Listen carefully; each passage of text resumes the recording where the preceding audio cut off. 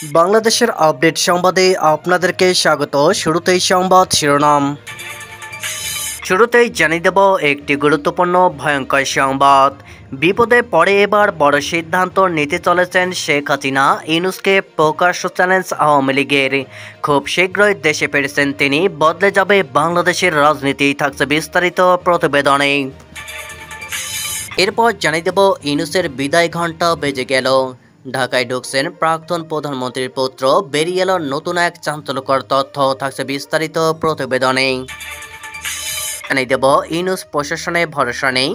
বাংলাদেশি সেনাবাহিনীর বড় বয়ানে উঠল প্রশ্ন, থাকছে বিস্তারিত প্রতিবেদনে। জানাবো নরসিংদীতে বিএনপি দুপক্ষের মধ্যে তুমুল সংঘর্ষের রণক্ষেত্র, গুলি বর্ষণের ভিডিও ভাইরাল, থাকছে বিস্তারিত প্রতিবেদনে। সবশেষে জানিয়ে দেব বাংলাদেশে মত প্রকাশের অধিকার সংকুচিত হচ্ছে। আওয়ামী লীগ নিষিদ্ধ হয় উদ্বিগ্ন জাতিসংঘ, থাকছে বিস্তারিত প্রতিবেদনে। এতক্ষণ শুনছিলেন সংবাদ শিরোনাম, এবার বিস্তারিত। বিপদে পড়ে এবার বড় সিদ্ধান্ত নিতে চলেছেন শেখ হাসিনা। ইউনূসকে প্রকাশ্য চ্যালেঞ্জ আওয়ামী লীগের। শীঘ্রই দেশে ফিরছেন তিনি। বদলে যাবে বাংলাদেশের রাজনীতি। দেশে ফিরছেন শেখ হাসিনা। ইউনূসকে প্রকাশ্য চ্যালেঞ্জ জানালো আওয়ামী লীগ। বাংলাদেশের চলমান রাজনৈতিক সংকটের মধ্যে চাঞ্চল্যকর দাবি করেছেন আওয়ামী লীগের প্রবীণ নেতা ওবায়দুল কাদের। তিনি বলেন, প্রধান উপদেষ্টা মোহাম্মদ ইউনূসের তত্ত্বাবধায়ক সরকারের অধীনে দেশ এক নজিরবিহীন সংকটের মুখোমুখি হয়েছিল। এমন পরিস্থিতিতে প্রাক্তন প্রধানমন্ত্রী শেখ হাসিনা শীঘ্রই দেশে ফিরে গণতন্ত্র পুনরুদ্ধারের জন্য লড়াই করবেন। ওবায়দুল কাদের বর্তমানে অজ্ঞাত স্থানে রয়েছেন। CNN নিউজ 18কে দেওয়া একান্ত সাক্ষাৎকারে তিনি বলেন, বাংলাদেশের বর্তমান পরিস্থিতি বিদেশি ষড়যন্ত্রের ফসল, যার লক্ষ্য ছিল হাসিনাকে ক্ষমতা থেকে অপসারণ করা এবং গণতান্ত্রিক শক্তিকে দমন করা। তিনি এমন এক সময় এই বক্তব্য পেশ করেছেন যখন দেশে অস্থিরতা ও অস্থিতিশীলতা চরমে পৌঁছেছে।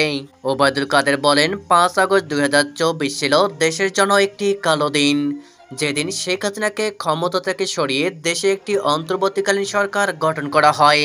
তার দাবি, এরপর থেকে মানুষ আতঙ্কের মধ্যে দিন কাটাচ্ছে এবং সুদিনের অপেক্ষায় দিন গুনছে। তিনি বলেন, মানুষ এখন খোলাখুলিভাবে বলছে হাসিনার শাসনকালে দেশ ভালো অবস্থানে ছিল।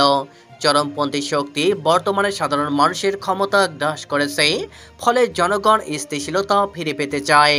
কাদের অভিযোগ করেন, ভারতের ভাবমূর্তি ক্ষুণ্ণ করা এবং বাংলাদেশের গণতান্ত্রিক প্রতিষ্ঠানগুলোকে ধ্বংস করাই ছিল নোবেল বিজয়ী ডক্টর মোহাম্মদ ইউনূসের এজেন্ডা। গত বছর ভারত সফরে গিয়েছিলেন শেখ হাসিনা। সম্প্রতি এক অডিও বার্তায় তিনি ইউনূসকে আক্রমণ করেন। তিনি বলেছিলেন, ইউনূস দেশকে অস্থির করার চেষ্টা করেছিলেন এবং সন্ত্রাসীদের সমর্থন করেছিলেন। আসল উদ্দেশ্য ছিল নির্বাচনকে প্রভাবিত করা এবং তারেক রহমানকে ক্ষমতায় আনা।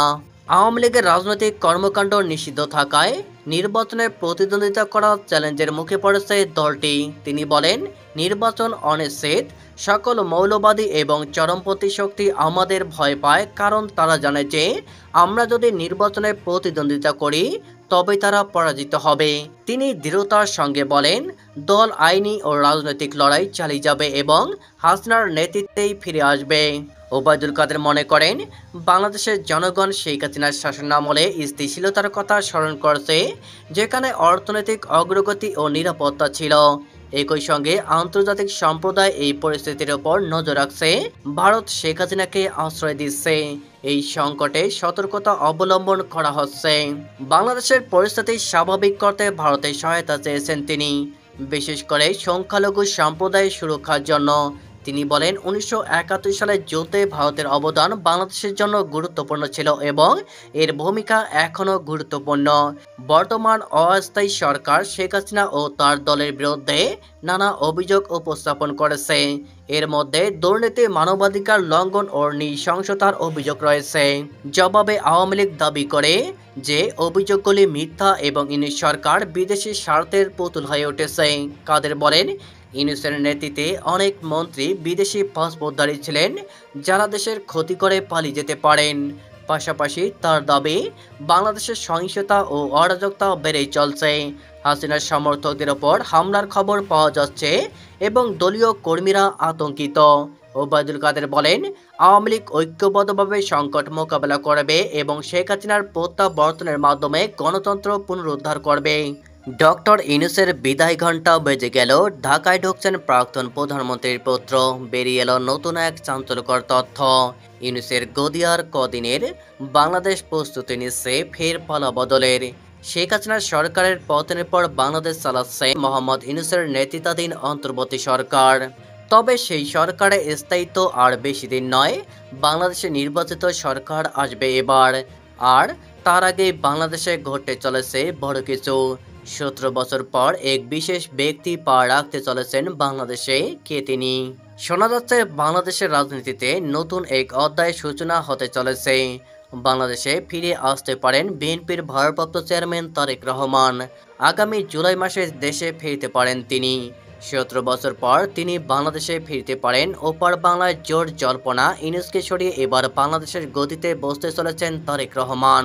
গত 13 জুন লন্ডনে মোহাম্মদ ইউনূস দেখা করেন বিএনপির ভারপ্রাপ্ত চেয়ারম্যান তারেক রহমানের সঙ্গে। এরপরে মোহাম্মদ ইউনূস বাংলাদেশে নির্বাচনে নিজের অবস্থান থেকে সরে আসেন। 2026 সালের এপ্রিল মাসে নির্বাচনের কথা বলেছিলেন তিনি। বিএনপির দাবি জানিয়েছিল চলতি বছরের ডিসেম্বর মাসে নির্বাচন হোক। ডক্টর ইউনূস ও তারেক রহমানের সাক্ষাতের পরেই সুর নরম করে ইউনূস জানান যে রমজানের আগে নির্বাচন হতে পারে। শোনা যাচ্ছে 2026 সালের ফেব্রুয়ারি মাসেও নির্বাচন হতে পারে। এদিকে ইউনূসের সঙ্গে সাক্ষাতের পরে শোনা যাচ্ছে বাংলাদেশে ফিরে আসতে পারেন তারেক রহমান। 2008 সালে শেখ হাসিনার আওয়ামী লীগ সরকার ক্ষমতায় আসতেই দেশ ছেড়ে চলে গিয়েছিলেন তারেক রহমান। হাসিনা সরকার সেই সময় তারেকের বিরুদ্ধে একাধিক গুরুতর ধারায় মামলা করেছিল। শাস্তি থেকে বাঁচতেই তারেক দেশ ছাড়েন। হাসিনা সরকার পতনের পর একে একে তারেকের বিরুদ্ধে মামলাগুলি খারিজ করে দেওয়া শুরু হয়। সম্প্রতি তারেকের স্ত্রী জোবাইদা রহমান বাংলাদেশে আসেন। জল্পনা শোনা যাচ্ছে তারেক রহমানও এবার বাংলাদেশে ফিরে আসতে পারেন। গুলশানের বাসভবনেই থাকবেন তিনি। এই জল্পনা নিয়ে প্রশ্ন করা হয় স্বরাষ্ট্র বিষয়ক উপদেষ্টা লেফটেন্যান্ট জেনারেল জাহাঙ্গীর আলম চৌধুরীকে। তারেক রহমানের বাংলাদেশে ফিরতে কোনো বাধা নেই। তারেক যখন ইচ্ছা বাংলাদেশে ফিরে আসতে পারেন। অন্যদিকে লন্ডন সফর থেকে ফিরে আসার পর থেকেই বাংলাদেশের জামায়াত ইসলামী এবং এনসিপির মতো দলগুলি মোহাম্মদ ইউনূসের বিরুদ্ধে সোচ্চার হয়ে উঠেছেন। তাদের অভিযোগ, ইউনূস বিএনপির কথা মতো নির্বাচনের প্রস্তুতি নিচ্ছেন। ইউনূস প্রশাসনে ভরসা নেই। বাংলাদেশি সেনাবাহিনীর বড় বয়ানে উঠল প্রশ্ন। মোহাম্মদ ইউনূস ক্ষমতায় আসার পর থেকে বিগত 10 মাসে বাংলাদেশে আইন শৃঙ্খলা পরিস্থিতির তলানিতে গিয়ে ঠেকেছে। সংখ্যালঘুরা সেখানে অত্যাচারিত। এই আবহে এবার ইউনূসের প্রশাসনের ওপর কার্যত ভরসা না রেখেই বড় ঘোষণা করল বাংলাদেশি সেনাবাহিনী। মব ভায়োলেন্স থামাতে পুরোপুরি ব্যর্থ ইউনূসের বাংলাদেশি সরকার ও পুলিশ। এই আবহে বাংলাদেশি সেনা সেই দেশের রাস্তায় নেমে আইন শৃঙ্খলা পরিস্থিতি সামলাচ্ছে বিগত বেশ কয়েক মাস ধরে। এই আবহে সেনা সদরের তরফ থেকে ঘোষণা করা হলো ভবিষ্যতেও তারা এই মব ভায়োলেন্স থামাতে কঠোর পদক্ষেপ করবে। 19 জুন দুপুরে ঢাকা সেনানিবাসে অফিসার্স মেসে অনুষ্ঠিত এক ব্রিফিংয়ে সেনা সদরের military operations directorate colonel Mohammad Shafiqul Islam বলেন, মব ভায়োলেন্স বা জনগণের জন্য দুর্ভোগ সৃষ্টিকারী যে কোনো পরিস্থিতির বিরুদ্ধে সেনাবাহিনী কঠোর পদক্ষেপ গ্রহণ করেছে। নরসিংদীতে বিএনপির দুপক্ষের মধ্যে তুমুল সংঘর্ষের রণক্ষেত্র, গুলিবর্ষণের ভিডিও ভাইরাল। নরসিংদী পলাশ উপজেলায় বিএনপির দুটি পক্ষের সমর্থকদের মধ্যে সংঘর্ষের সময় গুলিবর্ষণের একটি ভিডিও সামাজিক যোগাযোগ মাধ্যমে ছড়িয়ে পড়েছে। উপজেলা ছাত্রদল এবং জেলা বিএনপির সাংগঠনিক সম্পাদক ফজলুল কবির জুয়েলের সমর্থকদের মধ্যে গত রোববার সংঘর্ষ, ধাওয়া পাল্টা ধাওয়ার ভিডিও নজরে এসেছে বলে থানার ওসি মোহাম্মদ মনির হোসেন জানান। বৃহস্পতিবার বিকেলে তিনি বলেন, বিষয়টি খতিয়ে দেখা সহ গুলি বর্ষণকারী ব্যক্তিকে শনাক্ত করার চেষ্টা চলছে। ওই দিনের সংঘর্ষে ছাত্রদল কর্মী ইসমাইল মিয়া ও পথচারী সোহেল মিয়া গুলিবিদ্ধ হন। এই সময় আরও কয়েকজন আহত হন। বাংলাদেশে মত প্রকাশের অধিকার সংকুচিত হচ্ছে, আওয়ামী লীগ নিষিদ্ধ হয় উদ্বিগ্ন জাতিসংঘ। মোহাম্মদ ইউনূসের নেতৃত্বাধীন বাংলাদেশে অন্তর্বর্তী সরকার প্রাক্তন শাসক দল আওয়ামী লীগকে নিষিদ্ধ করায় উদ্বেগ প্রকাশ করেছে জাতিসংঘের মানবাধিকার কমিশন। সোমবার মানবাধিকার বিষয়ক হাই কমিশনার ফলকার তুর্ক আশঙ্কা প্রকাশ করেছেন, এর ফলে বাংলাদেশের স্বাধীনভাবে মত প্রকাশের অধিকার খর্ব হবে। গত মে মাসে প্রাক্তন প্রধানমন্ত্রী শেখ হাসিনার দল আওয়ামী লীগকে নিষিদ্ধ ঘোষণা করেছিল ইউনূস সরকার। বিজ্ঞপ্তিতে জানানো হয়েছিল, আন্তর্জাতিক অপরাধ ট্রাইব্যুনালে বিচার শেষ না হওয়া পর্যন্ত বাংলাদেশে আওয়ামী লীগের যাবতীয় কার্যকলাপ বন্ধ থাকবে।